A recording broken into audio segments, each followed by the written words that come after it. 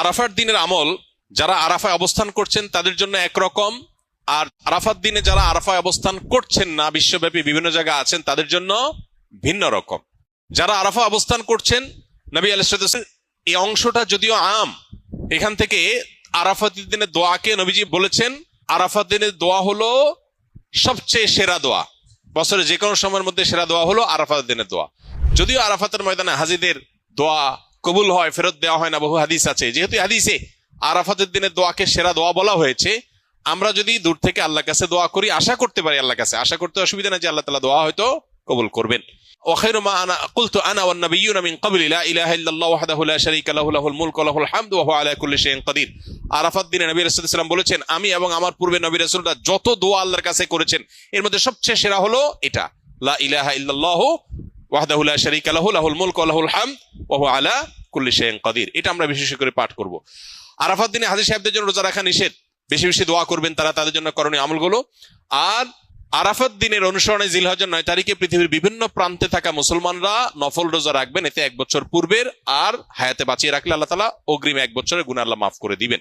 এজন্য আরাফাত দিনে নফল রোজা রাখবো ইনশাআল্লাহ। এই রোজাটাকে জিলহজের 9 তারিখেই রাখবো নাকি যে আপনার আরাফাত দিন হাজিদের অবস্থানকে হিসাব করে রাখবো, এটা নিয়ে দুই রকমের মত আজকাল শোনা যায়।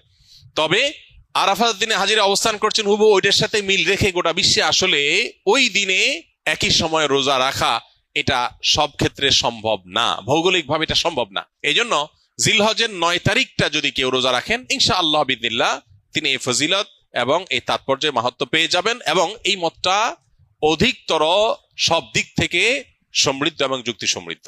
এই জন্য আমরা আরাফাত দিনে যারা আরাফাতের ময়দানে অবস্থান করছি না তারা রোজা রাখবো ইনশাআল্লাহ বেশি বেশি করে।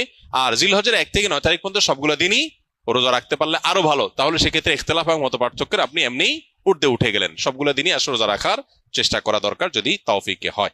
আমি নিজের কিছু বদঅভ্যাস ছাড়তে চাই যা অনেক লম্বা সময় গড়ে উঠেছে, যেমন অতিরিক্ত ফিকশনাল বই পড়া, মুভি দেখা ইত্যাদি।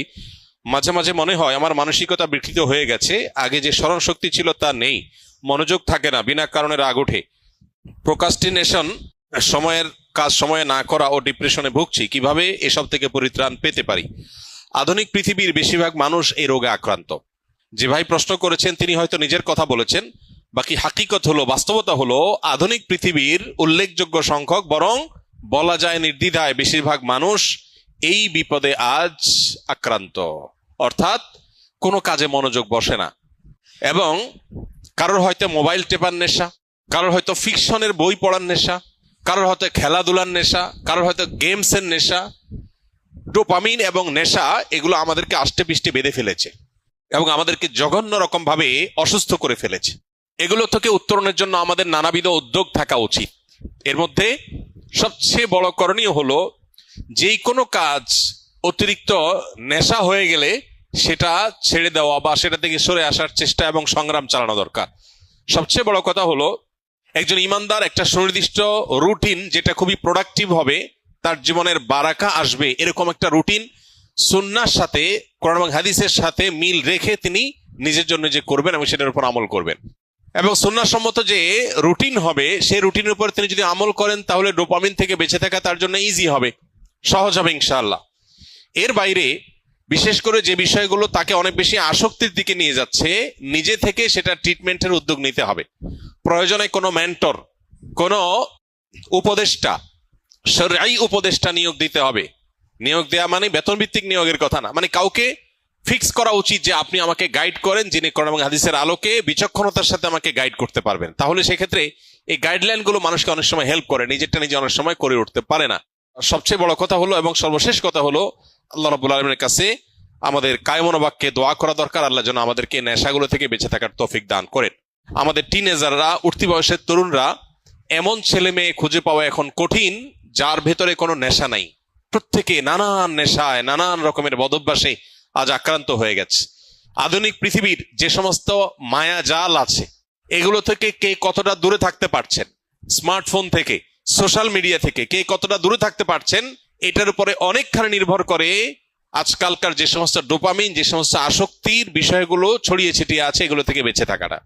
এজন্য মোবাইল ব্যবহার করলেও সেটা লিমিটেড টাইমে ব্যবহার করা উচিত। সোশ্যাল মিডিয়ার ব্যবহার করতে হলেও নির্দিষ্ট সময়।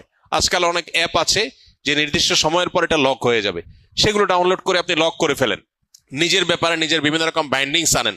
এটা ছাড়া আমরা কেউ আসলে রক্ষা পাবো না। আখেরাত তো শেষই, দুনিয়াও বরবাদ হয়ে যাচ্ছে। ঘরে ঘরে ডিপ্রেশন।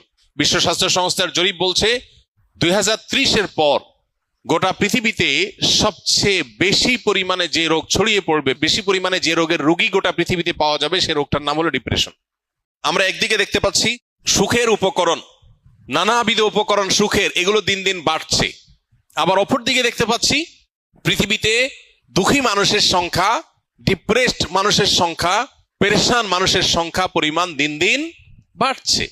একদিকে আমরা দেখতে পাচ্ছি একটা চিত্র সিনারিও, যে সুখের বিভিন্ন আইটেম গুলো বাড়ছে, কতভাবে মানুষকে সুখ দেওয়া যায়, দুনিয়াটাকে জান্নাত বানানোর বা একটা দামি জান্নাত বানানোর একটা চেষ্টা কসরত আমরা একদিকে দেখতে পাই, যে কোনো ত্রুটি কোনো কষ্ট যেন না হয় মানুষের, সব স্মুথ।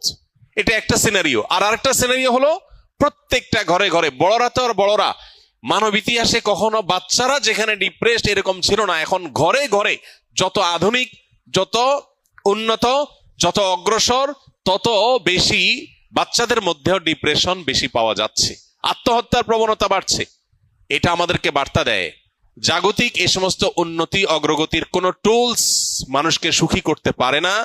আল্লাহ বিজিক্রিল্লাহি তাতমাইন্নুল কুলুব, ঈমান এবং নেকামল ছাড়া, আল্লাহর কাছে আত্মসমর্পণ করা ছাড়া পৃথিবী সুখী হতে পারে না। মানুষ বহু কিছুকে ট্রায়াল করবে, কিন্তু তাকে ব্যাক করতে হবে দিন শেষে ইসলামের দিকে।